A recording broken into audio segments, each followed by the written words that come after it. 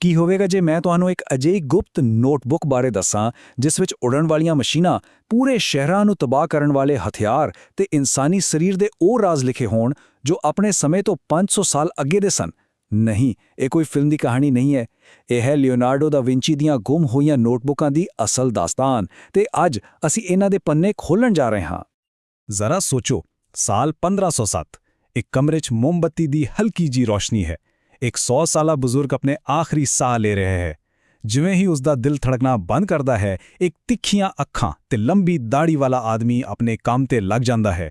ਮੋਮਬੱਤੀ ਦੀ ਰੋਸ਼ਨੀ 'ਚ ਉਹ ਲਾਸ਼ ਨੂੰ ਚੀਰਦਾ ਹੈ ਤੇ ਬੜੀ ਤੇਜ਼ੀ ਨਾਲ 30 ਪੰਨਿਆਂ ਦੇ ਨੋਟਸ ਲਿਖਣ ਲੱਗ ਪੈਂਦਾ ਹੈ। ਪਰ ਇਹ ਕੋਈ ਆਮ ਡਾਇਰੀ ਨਹੀਂ ਹੈ। ਇਸ ਦਾ ਹਰ ਇੱਕ ਸ਼ਬਦ ਪੁੱਠਾ ਲਿਖਿਆ ਗਿਆ ਹੈ, ਇੱਕ ਅਜਿਹੀ ਲਿਖਾਈ ਜਿਸ ਨੂੰ ਸਿਰਫ ਸ਼ੀਸ਼ੇ ਸਾਹਮਣੇ ਰੱਖ ਕੇ ਹੀ ਪੜ੍ਹਿਆ ਜਾ ਸਕਦਾ ਹੈ। ਇਹ ਸ਼ਖਸੀ ਲਿਓਨਾਰਡੋ ਦਾ ਵਿੰਚੀ, ਤੇ ਇਹ ਤਾਂ ਉਸ ਦੇ ਰਾਜ਼ਾਂ ਦੀ ਸਿਰਫ ਇੱਕ ਸ਼ੁਰੂਆਤ ਸੀ। ਆਪਣੀ ਪੂਰੀ ਜ਼ਿੰਦਗੀ 'ਚ ਲਿਓਨਾਰਡੋ ਨੇ 13,000 ਤੋਂ ਵੱਧ ਪੰਨੇ ਆਪਣੀਆਂ ਖੋਜਾਂ ਨਾਲ ਭਰ ਦਿੱਤੇ। ਇਨ੍ਹਾਂ 'ਚ ਕੀ ਸੀ? ਉਡਣ ਵਾਲੀਆਂ ਮਸ਼ੀਨਾਂ ਦੇ ਡਿਜ਼ਾਈਨ, ਮਨੁੱਖੀ ਸਰੀਰ ਦੇ ਇੰਨੇ ਸਟੀਕ ਚਿੱਤਰ ਜੋ ਅੱਜ ਵੀ ਹੈਰਾਨ ਕਰ ਦਿੰਦੇ ਨੇ, ਗੁੰਝਲਦਾਰ ਗਣਿਤ ਦੇ ਕੋਡ ਤੇ ਇਥੋਂ ਤੱਕ ਕਿ ਤਬਾਹੀ ਮਚਾਉਣ ਵਾਲੇ ਹਥਿਆਰਾਂ ਦੀਆਂ ਯੋਜਨਾਵਾਂ ਵੀ। ਤੇ ਇਹ ਯਕੀਨੀ ਬਣਾਉਣ ਲਈ ਕਿ ਉਸਦੇ ਰਾਜ਼ ਹਮੇਸ਼ਾ ਰਾਜ਼ ਰਹਿਣ, ਉਸਨੇ ਸਭ ਕੁਝ ਆਪਣੇ ਖੱਬੇ ਹੱਥ ਨਾਲ ਇੱਕ ਗੁਪਤ ਸ਼ੀਸ਼ਾ ਲਿਖਤ 'ਚ ਲਿਖਿਆ। ਇੱਕ ਅਜਿਹਾ ਕੋਡ ਜਿਸ ਨੂੰ ਤੋੜਨ 'ਚ ਸਦੀਆਂ ਲੱਗ ਗਈਆਂ। ਯਕੀਨ ਮੰਨੋ, ਇਹ ਸਿਰਫ ਸਿਆਹੀ ਤੇ ਕਾਗਜ਼ ਨਹੀਂ ਸਨ, ਇਹ ਇੱਕ ਜੀਨੀਅਸ ਦੇ ਦਿਮਾਗ ਦਾ ਜਿਉਂਦਾ ਜਾਗਦਾ ਸਬੂਤ ਸੀ। ਉਸਦੇ ਵਿਚਾਰ, ਉਸਦੇ ਡਰ ਤੇ ਉਸਦੀਆਂ ਖੋਜਾਂ ਸਭ ਕੁਝ ਕਾਗਜ਼ ਤੇ ਉਕਰਿਆ ਹੋਇਆ। ਤਾਂ ਫਿਰ ਸਭ ਤੋਂ ਵੱਡਾ ਸਵਾਲ ਇਹ ਉੱਠਦਾ ਹੈ, ਆਖਿਰ ਇੰਨੀ ਗੁਪਤਤਾ ਕਿਉਂ? ਲਿਓਨਾਰਡੋ ਨੇ ਆਪਣਾ ਇੰਨਾ ਕੀਮਤੀ ਗਿਆਨ ਦੁਨੀਆ ਨਾਲ ਸਾਂਝਾ ਕਿਉਂ ਨਹੀਂ ਕੀਤਾ? ਸਭ ਤੋਂ ਮਸ਼ਹੂਰ ਥਿਊਰੀ ਸਾਨੂੰ ਸਿੱਧਾ ਉਸ ਸਮੇਂ ਦੀ ਸਭ ਤੋਂ ਤਾਕਤਵਰ ਤੇ ਖੌਫਨਾਕ ਸੰਸਥਾ ਚਰਚ ਵੱਲ ਲੈ ਜਾਂਦੀ ਹੈ। ਤੇ ਜਿਵੇਂ ਅਸੀਂ ਅੱਗੇ ਦੇਖਾਂਗੇ, ਉਸ ਕੋਲ ਡਰਨ ਦਾ ਹਰ ਕਾਰਨ ਮੌਜੂਦ ਸੀ। ਦੇਖੋ, 16ਵੀਂ ਸਦੀ ਵਿੱਚ ਚਰਚ ਦੀਆਂ ਸਿੱਖਿਆਵਾਂ ਤੇ ਸਵਾਲ ਚੁੱਕਣਾ ਮੌਤ ਨੂੰ ਸੱਦਾ ਦੇਣ ਦੇ ਬਰਾਬਰ ਸੀ। ਸਾਲ 1600 ਵਿੱਚ ਫਿਲਾਸਫਰ ਜਿਓਰਦਾਨੋ ਬਰੂਨੋ ਨੂੰ ਸਿਰਫ ਇਹ ਕਹਿਣ ਲਈ ਜ਼ਿੰਦਾ ਜਲਾ ਦਿੱਤਾ ਗਿਆ ਸੀ ਕਿ ਬ੍ਰਹਮੰਡ ਬੇਅੰਤ ਹੈ। 1633 ਵਿੱਚ ਮਹਾਨ ਵਿਗਿਆਨੀ ਗੈਲੀਲੀਓ ਨੂੰ ਤਸੀਹੇ ਦੇ ਡਰੋਂ ਆਪਣੀ ਖੋਜ ਤੋਂ ਮੁਕਰਨਾ ਪਿਆ ਕਿ ਧਰਤੀ ਸੂਰਜ ਦੁਆਲੇ ਘੁੰਮਦੀ ਹੈ, ਤੇ ਉਸਨੇ ਆਪਣੀ ਬਾਕੀ ਦੀ ਜ਼ਿੰਦਗੀ ਘਰ ਵਿੱਚ ਨਜ਼ਰਬੰਦ ਹੋ ਕੇ ਗੁਜ਼ਾਰੀ। ਖੁਦ ਲਿਓਨਾਰਡੋ ਤੇ 1513 ਵਿੱਚ ਧਰਮ ਵਿਰੋਧੀ ਹੋਣ ਦਾ ਇਲਜ਼ਾਮ ਲੱਗਿਆ ਸੀ। ਉਹ ਚੰਗੀ ਤਰ੍ਹਾਂ ਜਾਣਦਾ ਸੀ ਕਿ ਜੇ ਉਸ ਦੀਆਂ ਨੋਟਬੁੱਕਾਂ ਗਲਤ ਹੱਥਾਂ ਵਿੱਚ ਪੈ ਗਈਆਂ ਤਾਂ ਇਹ ਉਸ ਦੀ ਮੌਤ ਦਾ ਫਰਮਾਨ ਹੋਣਗੀਆਂ। ਇਹ ਸਾਨੂੰ ਇੱਕ ਬਹੁਤ ਹੀ ਗੰਭੀਰ ਸਵਾਲ ਤੇ ਲਿਆਉਂਦਾ ਹੈ। ਸੋਚ ਕੇ ਦੇਖੋ, ਜੇ ਤੁਹਾਡੇ ਕੋਲ ਦੁਨੀਆ ਨੂੰ ਬਿਮਾਰੀਆਂ ਤੋਂ ਮੁਕਤ ਕਰਨ ਦਾ ਗਿਆਨ ਹੋਵੇ, ਟੈਕਨੋਲੋਜੀ ਨੂੰ ਸਦੀਆਂ ਅੱਗੇ ਲਿਜਾਣ ਦੀ ਸਮਰੱਥਾ ਹੋਵੇ, ਪਰ ਉਸ ਗਿਆਨ ਨੂੰ ਦੁਨੀਆ ਸਾਹਮਣੇ ਲਿਆਉਣ ਦਾ ਮਤਲਬ ਯਕੀਨੀ ਮੌਤ ਹੋਵੇ, ਕੀ ਤੁਸੀਂ ਹਿੰਮਤ ਕਰੋਗੇ? ਆਪਣੇ ਵਿਚਾਰ ਕਮੈਂਟਸ ਵਿੱਚ ਸਾਡੇ ਨਾਲ ਜ਼ਰੂਰ ਸਾਂਝੇ ਕਰੋ। ਪਰ ਇਹ ਜੋ ਸਾਜ਼ਿਸ਼ ਵਾਲੀ ਥਿਊਰੀ ਹੈ ਨਾ, ਜਿੰਨੀ ਦਿਲਚਸਪ ਲੱਗਦੀ ਹੈ, ਇਹ ਪੂਰਾ ਸੱਚ ਨਹੀਂ ਹੈ। ਹਾਲ ਹੀ ਵਿੱਚ ਹੋਈ ਰਿਸਰਚ ਦੱਸਦੀ ਹੈ ਕਿ ਲਿਓਨਾਰਡੋ ਦੀ ਗੁਪਤਤਾ ਪਿੱਛੇ ਦੀ ਅਸਲ ਕਹਾਣੀ ਕਿਤੇ ਜ਼ਿਆਦਾ ਡੂੰਘੀ ਅਤੇ ਦਰਦਨਾਕ ਤੌਰ ਤੇ ਨਿੱਜੀ ਹੈ। ਲਿਓਨਾਰਡੋ ਦੇ ਰਾਜ਼ਾਂ ਦੀ ਅਸਲ ਜੜ ਨੂੰ ਸਮਝਣ ਲਈ ਸਾਨੂੰ ਵੈਟੀਕਨ ਦੇ ਪੁਰਾਣੇ ਦਸਤਾਵੇਜ਼ਾਂ 'ਚ ਨਹੀਂ, ਬਲਕਿ ਉਸਦੇ ਆਪਣੇ ਬਚਪਨ ਦੀਆਂ ਦਰਦ ਭਰੀਆਂ ਯਾਦਾਂ 'ਚ ਝਾਕਣਾ ਪਵੇਗਾ। ਇੱਕ ਅਜਿਹਾ ਬਚਪਨ ਜਿਸ ਨੇ ਉਸ ਨੂੰ ਸਮਾਜ ਤੋਂ ਬਾਹਰ ਦਾ ਇਨਸਾਨ ਬਣਾ ਦਿੱਤਾ ਅਤੇ ਹਮੇਸ਼ਾ ਲਈ ਉਸ ਤੇ ਆਪਣੀ ਛਾਪ ਛੱਡ ਦਿੱਤੀ। ਤਾਂ ਆਮ ਧਾਰਨਾ ਹੈ ਕਿ ਉਹ ਚਰਚ ਤੋਂ ਡਰਦਾ ਸੀ, ਪਰ ਸੱਚਾਈ ਇਸ ਤੋਂ ਕਿਤੇ ਜ਼ਿਆਦਾ ਗੁੰਝਲਦਾਰ ਤੇ ਦੁਖਦਾਈ ਹੈ। ਉਹ ਉਸ ਕਲੰਕ ਤੋਂ ਭੱਜ ਰਿਹਾ ਸੀ ਜੋ ਸਮਾਜ ਨੇ ਉਸਦੇ ਬਚਪਨ ਵਿੱਚ ਹੀ ਉਸ ਤੇ ਲਗਾ ਦਿੱਤਾ ਸੀ। ਕੀ ਇਹ ਹੋ ਸਕਦਾ ਹੈ ਕਿ ਪੁਨਰਜਾਗਰਣ ਦਾ ਸਭ ਤੋਂ ਮਹਾਨ ਦਿਮਾਗ ਕਿਸੇ ਵੱਡੀ ਸਾਜ਼ਿਸ਼ ਕਰਕੇ ਨਹੀਂ, ਬਲਕਿ ਇੱਕ ਜ਼ਖਮੀ ਦਿਲ ਦੇ ਡੂੰਘੇ ਦਰਦ ਕਰਕੇ ਆਪਣੇ ਰਾਜ਼ ਛੁਪਾ ਰਿਹਾ ਸੀ? ਲਿਓਨਾਰਡੋ ਦਾ ਜਨਮ ਇੱਕ ਨਜਾਇਜ਼ ਬੱਚੇ ਵਜੋਂ ਹੋਇਆ ਸੀ, ਜਿਸ ਨੇ ਉਸ ਨੂੰ ਉਸ ਸਮੇਂ ਦੇ ਸਮਾਜ ਦੀਆਂ ਨਜ਼ਰਾਂ ਵਿੱਚ ਇੱਕ ਅਛੂਤ ਬਣਾ ਦਿੱਤਾ। ਲੋਕ ਉਸ ਨੂੰ ਸ਼ੈਤਾਨ ਦਾ ਬੱਚਾ ਕਹਿ ਕੇ ਤਾਨੇ ਮਾਰਦੇ ਸਨ। ਉਹ ਖੱਬੇ ਹੱਥ ਨਾਲ ਕੰਮ ਕਰਦਾ ਸੀ, ਜਿਸ ਨੂੰ ਉਸ ਸਮੇਂ ਬੁਰਾਈ ਦੀ ਨਿਸ਼ਾਨੀ ਮੰਨਿਆ ਜਾਂਦਾ ਸੀ। ਉਸ ਨੂੰ ਸਕੂਲ ਜਾਣ ਤੋਂ ਰੋਕਿਆ ਗਿਆ, ਕਿਸੇ ਵੀ ਕੰਮਕਾਜ ਸ਼ਾਮਿਲ ਹੋਣ ਦੀ ਇਜਾਜ਼ਤ ਨਹੀਂ ਸੀ ਅਤੇ ਪਿਤਾ ਦੀ ਜਾਇਦਾਦ ਤੇ ਉਸ ਦਾ ਕੋਈ ਹੱਕ ਨਹੀਂ ਸੀ। ਜਨਮ ਤੋਂ ਹੀ ਉਸ ਦੀ ਕਿਸਮਤ ਵਿੱਚ ਇੱਕ ਬਾਹਰੀ ਵਿਅਕਤੀ ਬਣਨਾ ਲਿਖਿਆ ਸੀ। ਪਰ ਇਸ ਇਕੱਲਤਾ ਨੇ ਉਸ ਨੂੰ ਤੋੜਿਆ ਨਹੀਂ, ਬਲਕਿ ਉਸ ਨੂੰ ਕੜਿਆ। ਜਦੋਂ ਉਸ ਨੂੰ ਸਮਾਜ ਨੇ ਬਾਹਰ ਕੱਢ ਦਿੱਤਾ ਤਾਂ ਉਸ ਨੇ ਇੱਕ ਵੱਖਰੀ ਕਲਾ 'ਚ ਮੁਹਾਰਤ ਹਾਸਿਲ ਕੀਤੀ, ਦੇਖਣ ਦੀ ਕਲਾ। ਲਿਓਨਾਰਡੋ ਲਈ ਦੇਖਣਾ ਸਿਰਫ ਅੱਖਾਂ ਦਾ ਕੰਮ ਨਹੀਂ ਸੀ, ਇਹ ਹਰ ਚੀਜ਼ ਨੂੰ ਸਮਝਣ ਦੀ ਇੱਕ ਬਹੁਤ ਹੀ ਡੂੰਘੀ ਪ੍ਰਕਿਰਿਆ ਸੀ। ਉਸ ਦੀਆਂ ਅੱਖਾਂ ਉਸ ਦੇ ਔਜ਼ਾਰ ਬਣ ਗਈਆਂ ਤੇ ਨਿਰੀਖਣ ਉਸ ਦੀ ਭਾਸ਼ਾ। ਸਮਾਜ ਤੋਂ ਬਾਹਰ ਹੋਣ ਕਰਕੇ ਉਸ ਨੂੰ ਇੱਕ ਅਜਿਹਾ ਫਾਇਦਾ ਮਿਲਿਆ ਜੋ ਕਿਸੇ ਹੋਰ ਕੋਲ ਨਹੀਂ ਸੀ। ਉਹ ਦੁਨੀਆ ਨੂੰ ਬਿਨਾਂ ਕਿਸੇ ਪੱਖਪਾਤ ਦੇ ਬਿਲਕੁਲ ਨਵੀਆਂ ਅੱਖਾਂ ਨਾਲ ਦੇਖ ਸਕਦਾ ਸੀ, ਜਿਵੇਂ ਪਹਿਲਾਂ ਕਿਸੇ ਨੇ ਨਹੀਂ ਦੇਖਿਆ ਸੀ। ਸਿਰਫ 12 ਸਾਲ ਦੀ ਉਮਰ ਵਿੱਚ ਇੱਕ ਦਰਖਤ ਨੂੰ ਦੇਖਦੇ ਹੋਏ ਉਸਨੇ ਇੱਕ ਅਜਿਹੀ ਖੋਜ ਕੀਤੀ ਜੋ ਅੱਜ ਦੇ ਨੈਟਵਰਕ ਸਾਇੰਸ ਦੀ ਨੀਂਹ ਹੈ। ਉਸਨੇ ਸਮਝਿਆ ਕਿ ਇੱਕ ਦਰਖਤ ਦੇ ਤਣੇ ਦਾ ਖੇਤਰਫਲ ਉਸ ਤੋਂ ਨਿਕਲਣ ਵਾਲੀਆਂ ਸਾਰੀਆਂ ਟਾਹਣੀਆਂ ਦੇ ਕੁੱਲ ਖੇਤਰਫਲ ਦੇ ਬਰਾਬਰ ਹੁੰਦਾ ਹੈ। ਇਸ ਸਿਧਾਂਤ ਨੂੰ ਅੱਜ ਲਿਓਨਾਰਡੋ ਦਾ ਨਿਯਮ ਕਿਹਾ ਜਾਂਦਾ ਹੈ ਤੇ ਸਿਰਫ ਦਰਖਤਾਂ ਤੇ ਹੀ ਨਹੀਂ ਬਲਕਿ ਸਾਡੀਆਂ ਧਮਨੀਆਂ ਵਿੱਚ ਖੂਨ ਦੇ ਵਹਾਅ, ਸ਼ਹਿਰਾਂ ਵਿੱਚ ਟ੍ਰੈਫਿਕ ਅਤੇ ਇੰਟਰਨੈਟ ਤੇ ਡੇਟਾ ਦੇ ਪ੍ਰਵਾਹ ਤੇ ਵੀ ਲਾਗੂ ਹੁੰਦਾ ਹੈ। ਉਸਨੇ ਕੁਦਰਤ ਦਾ ਇੱਕ ਯੂਨੀਵਰਸਲ ਨਿਯਮ ਲੱਭ ਲਿਆ ਸੀ, ਉਹ ਵੀ ਸਦੀਆਂ ਪਹਿਲਾਂ। ਤੇ ਸਿਰਫ 1 ਸਾਲ ਬਾਅਦ 13 ਸਾਲ ਦੀ ਉਮਰ ਵਿੱਚ ਉਸਨੇ ਕਲਾ ਦੀ ਦੁਨੀਆ ਵਿੱਚ ਇੱਕ ਕ੍ਰਾਂਤੀ ਲਿਆ ਦਿੱਤੀ। ਉਸਨੇ ਵਾਯੂਮੰਡਲ ਪਰਿਪੇਖ ਦਾ ਸਿਧਾਂਤ ਤਿਆਰ ਕੀਤਾ। ਉਹ ਪਹਿਲਾ ਇਨਸਾਨ ਸੀ ਜਿਸਨੇ ਸਮਝਿਆ ਤੇ ਕੈਨਵਸ ਤੇ ਉਤਾਰਿਆ ਕਿ ਦੂਰ ਦੀਆਂ ਚੀਜ਼ਾਂ ਹਵਾ ਦੇ ਕਣਾਂ ਕਰਕੇ ਧੁੰਦਲੀਆਂ, ਘੱਟ ਚਮਕਦਾਰ ਤੇ ਹਲਕੇ ਨੀਲੇ ਰੰਗ ਦੀਆਂ ਦਿਖਾਈ ਦਿੰਦੀਆਂ ਹਨ। ਇਸ ਇੱਕ ਖੋਜ ਨੇ ਲੈਂਡਸਕੇਪ ਪੇਂਟਿੰਗ ਨੂੰ ਹਮੇਸ਼ਾ ਲਈ ਬਦਲ ਦਿੱਤਾ, ਉਸਨੂੰ ਇੱਕ ਅਜਿਹੀ ਡੂੰਘਾਈ ਤੇ ਅਸਲੀਅਤ ਦਿੱਤੀ ਜੋ ਪਹਿਲਾਂ ਕਦੇ ਨਹੀਂ ਦੇਖੀ ਗਈ ਸੀ। ਲਿਓਨਾਰਡੋ ਹੌਲੀ-ਹੌਲੀ ਆਪਣਾ ਨਾਮ ਬਣਾ ਰਿਹਾ ਸੀ, ਉਸ ਦੀ ਕਲਾ ਦੀ ਹਰ ਪਾਸੇ ਤਾਰੀਫ ਹੋ ਰਹੀ ਸੀ, ਪਰ ਫਿਰ ਉਸ ਦੀ ਸ਼ੁਰੂਆਤੀ ਸਫਲਤਾ ਦੇ ਸਿਖਰ ਤੇ ਇੱਕ ਅਜਿਹਾ ਸਕੈਂਡਲ ਹੋਇਆ ਜਿਸ ਨੇ ਉਸ ਦੀ ਜ਼ਿੰਦਗੀ ਨੂੰ ਹਮੇਸ਼ਾ ਲਈ ਬਦਲ ਕੇ ਰੱਖ ਦਿੱਤਾ ਅਤੇ ਉਸ ਨੂੰ ਇੱਕ ਡੂੰਘੇ, ਸਵੈ-ਥੋਪੇ ਹੋਏ ਇਕਾਂਤਵਾਸ ਵਿੱਚ ਧੱਕ ਦਿੱਤਾ। 1476 ਵਿੱਚ ਕਿਸੇ ਨੇ ਇੱਕ ਗੁੰਮਨਾਮ ਚਿੱਠੀ ਰਾਹੀਂ ਲਿਓਨਾਰਡੋ ਤੇ ਸਮਲਿੰਗਤਾ ਦਾ ਇਲਜ਼ਾਮ ਲਗਾ ਦਿੱਤਾ। ਉਸ ਸਮੇਂ ਇਹ ਇੱਕ ਅਜਿਹਾ ਜੁਰਮ ਸੀ ਜਿਸ ਦੀ ਸਜ਼ਾ ਜਨਤਕ ਬੇਇੱਜ਼ਤੀ, ਤਸੀਹੇ ਜਾਂ ਫਿਰ ਜ਼ਿੰਦਾ ਜਲਾ ਦੇਣਾ ਵੀ ਹੋ ਸਕਦੀ ਸੀ। ਭਾਵੇਂ ਸਬੂਤਾਂ ਦੀ ਘਾਟ ਕਾਰਨ ਕੇਸ ਖਾਰਜ ਹੋ ਗਿਆ, ਪਰ ਨੁਕਸਾਨ ਹੋ ਚੁੱਕਾ ਸੀ। ਉਸ ਦੀ ਇੱਜ਼ਤ ਮਿੱਟੀ 'ਚ ਮਿਲ ਗਈ ਸੀ ਅਤੇ ਇਸ ਜਨਤਕ ਧੋਖੇ ਨੇ ਉਸ ਦੀ ਰੂਹ ਤੇ ਇੱਕ ਡੂੰਘਾ ਜ਼ਖਮ ਛੱਡ ਦਿੱਤਾ ਜੋ ਕਦੇ ਨਾ ਭਰ ਸਕਿਆ। ਇਸ ਘਟਨਾ ਤੋਂ ਬਾਅਦ ਲਿਓਨਾਰਡੋ ਜਨਤਕ ਜੀਵਨ ਤੋਂ ਲਗਭਗ ਪੂਰੀ ਤਰ੍ਹਾਂ ਪਿੱਛੇ ਹਟ ਗਿਆ। ਉਸਨੇ ਖੁਦ ਲਿਖਿਆ, ਮੈਂ ਆਪਣੇ ਆਪ ਨੂੰ ਅਲੱਗ ਕਰ ਲੈਂਦਾ ਹਾਂ ਤਾਂ ਜੋ ਦੁਨੀਆ ਦੀ ਬੁਰਾਈ ਮੇਰੇ ਤੱਕ ਨਾ ਪਹੁੰਚ ਸਕੇ। ਉਸਨੇ ਲੋਕਾਂ ਦੀ ਸੰਗਤ ਨੂੰ ਛੱਡ ਕੇ ਆਪਣੇ ਵਿਚਾਰਾਂ ਦੀ ਸੰਗਤ ਨੂੰ ਚੁਣ ਲਿਆ। ਉਸ ਦੀਆਂ ਨੋਟਬੁੱਕਾਂ ਹੀ ਉਸ ਦਾ ਕਿਲਾ, ਉਸ ਦੀ ਪਨਾਹਗਾਹ ਤੇ ਉਸ ਦੀ ਇੱਕੋ ਇੱਕ ਸੱਚੀ ਦੁਨੀਆ ਬਣ ਗਈਆਂ। ਆਪਣੇ ਸਟੂਡੀਓ ਦੇ ਇਕਾਂਤ ਵਿੱਚ ਉਸਨੇ ਅਸਲੀਅਤ ਨੂੰ ਹੀ ਡੀਕੋਡ ਕਰਨਾ ਸ਼ੁਰੂ ਕਰ ਦਿੱਤਾ। ਇੱਥੋਂ ਤੱਕ ਕਿ ਉਸਨੇ ਸੁੰਦਰਤਾ ਵਰਗੀ ਚੀਜ਼ ਨੂੰ ਵੀ ਇੱਕ ਗਣਿਤ ਦੇ ਫਾਰਮੂਲੇ ਵਿੱਚ ਬਦਲਣ ਦੀ ਕੋਸ਼ਿਸ਼ ਕੀਤੀ। ਉਸ ਦੀਆਂ ਨੋਟਬੁੱਕਾਂ ਮੁਤਾਬਿਕ ਇੱਕ ਸੰਪੂਰਨ ਚਿਹਰਾ ਉਹ ਹੁੰਦਾ ਹੈ ਜਿਸ ਨੂੰ 3 ਬਿਲਕੁਲ ਬਰਾਬਰ ਹਿੱਸਿਆਂ ਵਿੱਚ ਵੰਡਿਆ ਜਾ ਸਕੇ। ਲਿਓਨਾਰਡੋ ਲਈ ਸੁੰਦਰਤਾ ਕੋਈ ਜਾਦੂ ਨਹੀਂ ਬਲਕਿ ਜਿਓਮੈਟਰੀ ਦੀ ਇੱਕ ਸਮੱਸਿਆ ਸੀ ਜਿਸ ਨੂੰ ਹੱਲ ਕੀਤਾ ਜਾ ਸਕਦਾ ਸੀ। ਉਸ ਦੀ ਵਿਗਿਆਨਿਕ ਸਮਝ ਸਿੱਧਾ ਉਸ ਦੀ ਕਲਾ ਵਿੱਚ ਝਲਕਦੀ ਸੀ। ਉਸਨੇ ਰੌਸ਼ਨੀ ਦੇ ਭੌਤਿਕ ਵਿਗਿਆਨ ਦਾ ਅਧਿਐਨ ਕੀਤਾ ਤੇ ਸਮਝਿਆ ਕਿ ਅਸਲ ਦੁਨੀਆ ਵਿੱਚ ਚੀਜ਼ਾਂ ਦੇ ਕਿਨਾਰੇ ਤਿੱਖੀਆਂ ਰੇਖਾਵਾਂ ਵਾਂਗ ਨਹੀਂ ਹੁੰਦੇ। ਇਸ ਦੀ ਬਜਾਏ ਰੌਸ਼ਨੀ ਤੇ ਪਰਛਾਵਾਂ ਹੌਲੀ-ਹੌਲੀ ਇੱਕ ਦੂਜੇ ਵਿੱਚ ਖੁੱਲ੍ਹ ਜਾਂਦੇ ਹਨ। ਇਸੇ ਖੋਜ ਤੋਂ ਉਸਨੇ ਆਪਣੀ ਕ੍ਰਾਂਤੀਕਾਰੀ ਪੇਂਟਿੰਗ ਤਕਨੀਕ ਸੁਫੂਮਾਟੋ ਬਣਾਈ, ਜਿਸ ਦਾ ਇਤਾਲਵੀ ਵਿੱਚ ਮਤਲਬ ਹੈ ਧੂਏ ਵਾਲਾ। ਇਹ ਉਹੀ ਤਕਨੀਕ ਹੈ ਜੋ ਮੋਨਾਲੀਜ਼ਾ ਨੂੰ ਉਸ ਦੀ ਰਹੱਸਮਈ, ਜਿਉਂਦੀ ਜਾਗਦੀ ਮੁਸਕਾਨ ਦਿੰਦੀ ਹੈ, ਜਿਵੇਂ ਕਿ ਉਹ ਸੱਚਮੁੱਚ ਸਾਹ ਲੈ ਰਹੀ ਹੋਵੇ। ਪਰ ਜਿਵੇਂ-ਜਿਵੇਂ ਅਸੀਂ ਲਿਓਨਾਰਡੋ ਦੇ ਦਿਮਾਗ ਦੀਆਂ ਡੂੰਘਾਈਆਂ 'ਚ ਉਤਰਦੇ ਹਾਂ, ਇੱਕ ਬਹੁਤ ਵੱਡਾ ਵਿਰੋਧਾਭਾਸ ਸਾਹਮਣੇ ਆਉਂਦਾ ਹੈ ਜੋ ਉਸ ਦੇ ਚਰਿੱਤਰ ਦੇ ਬਿਲਕੁਲ ਕੇਂਦਰ ਵਿੱਚ ਹੈ। ਇੱਕ ਪਾਸੇ ਉਹ ਇੱਕ ਸ਼ਾਂਤੀ ਪਸੰਦ ਸ਼ਾਕਾਹਾਰੀ ਸੀ ਜੋ ਕਹਿੰਦੇ ਨੇ ਕਿ ਬਾਜ਼ਾਰ ਤੋਂ ਪਿੰਜਰੇ ਵਾਲੇ ਪੰਛੀ ਸਿਰਫ ਉਹਨਾਂ ਨੂੰ ਆਜ਼ਾਦ ਕਰਨ ਲਈ ਖਰੀਦਦਾ ਸੀ। ਪਰ ਦੂਜੇ ਪਾਸੇ ਉਹੀ ਵਿਅਕਤੀ ਇਤਿਹਾਸ ਦੇ ਕੁਝ ਸਭ ਤੋਂ ਘਾਤਕ ਹਥਿਆਰਾਂ ਦੇ ਡਿਜ਼ਾਈਨ ਤਿਆਰ ਕਰ ਰਿਹਾ ਸੀ। ਇੱਕ ਬਖਤਰਬੰਦ ਟੈਂਕ, ਇੱਕ ਤੇਜ਼ ਫਾਇਰਿੰਗ ਮਸ਼ੀਨ ਗਨ ਅਤੇ ਇੱਥੋਂ ਤੱਕ ਕਿ ਇੱਕ ਕਿਸਮ ਦਾ ਕਲਸਟਰ ਬੰਬ ਵੀ। ਇੱਕ ਆਦਮੀ ਜੋ ਜੀਵਨ ਦੀ ਇੰਨੀ ਕਦਰ ਕਰਦਾ ਸੀ, ਉਹ ਇੱਕੋ ਸਮੇਂ ਮੌਤ ਦਾ ਆਰਕੀਟੈਕਟ ਕਿਵੇਂ ਹੋ ਸਕਦਾ ਸੀ? ਤੇ ਇਹੀ ਸਾਨੂੰ ਸਭ ਤੋਂ ਵੱਡੇ ਤੇ ਸਭ ਤੋਂ ਦੁਖਦਾਈ ਰਹੱਸ ਵੱਲ ਲੈ ਜਾਂਦਾ ਹੈ।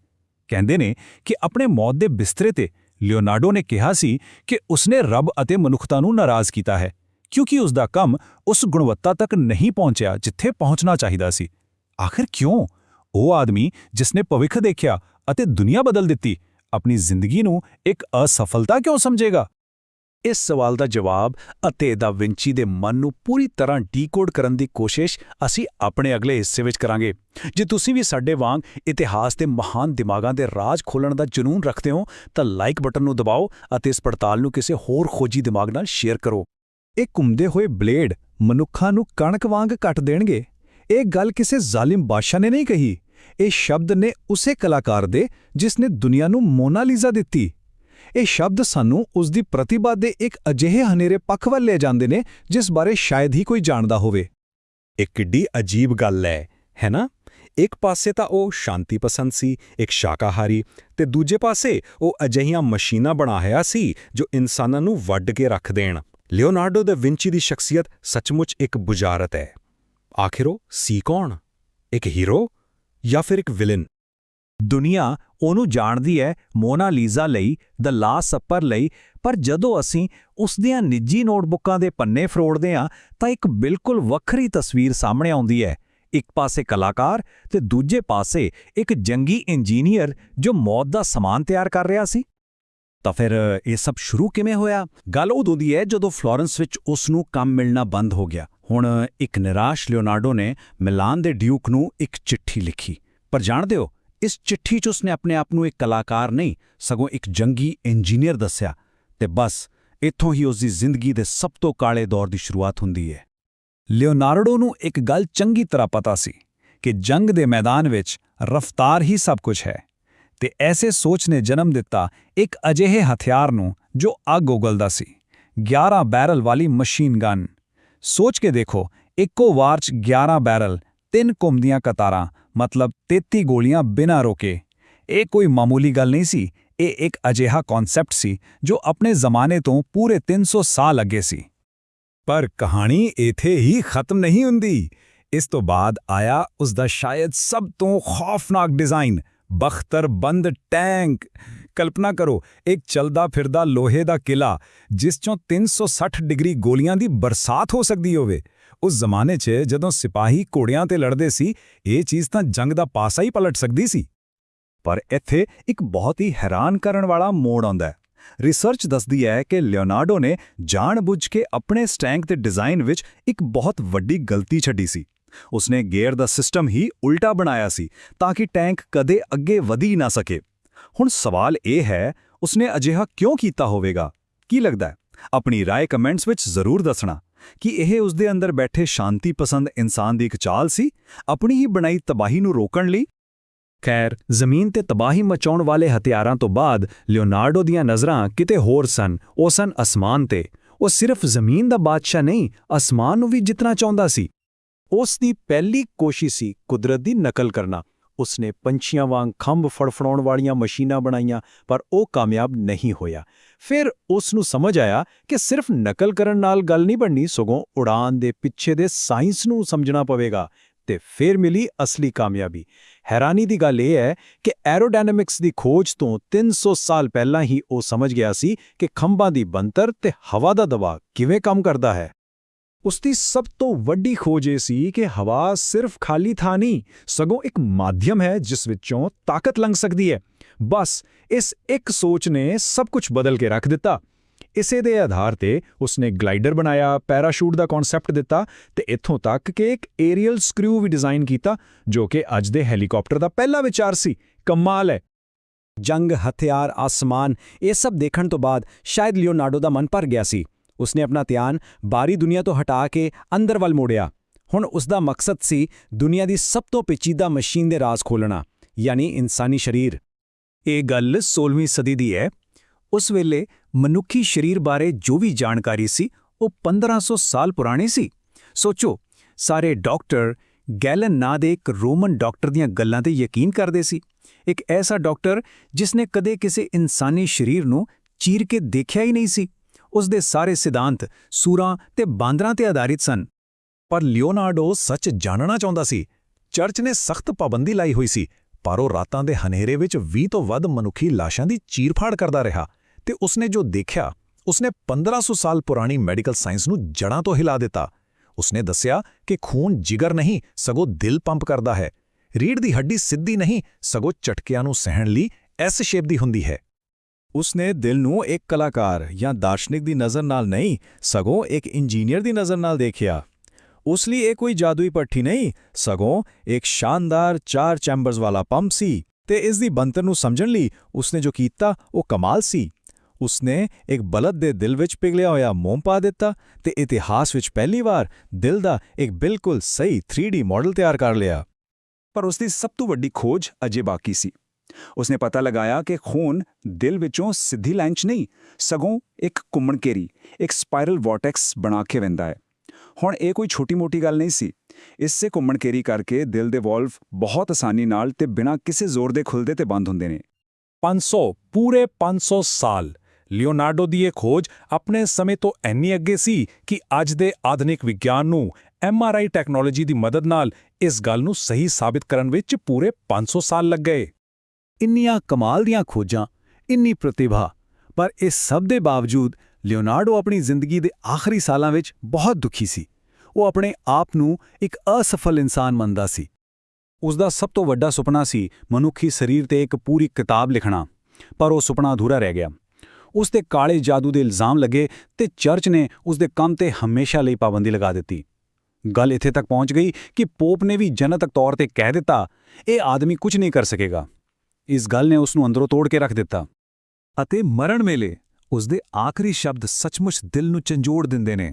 ਉਸਨੇ ਕਿਹਾ, ਮੈਂ ਰੱਬ ਅਤੇ ਮਨੁੱਖਤਾ ਦਾ ਗੁਨਾਹਗਾਰ ਹਾਂ, ਕਿਉਂਕਿ ਮੈਂ ਉਹ ਕੰਮ ਨਹੀਂ ਕੀਤਾ ਜੋ ਮੈਨੂੰ ਕਰਨਾ ਚਾਹੀਦਾ ਸੀ।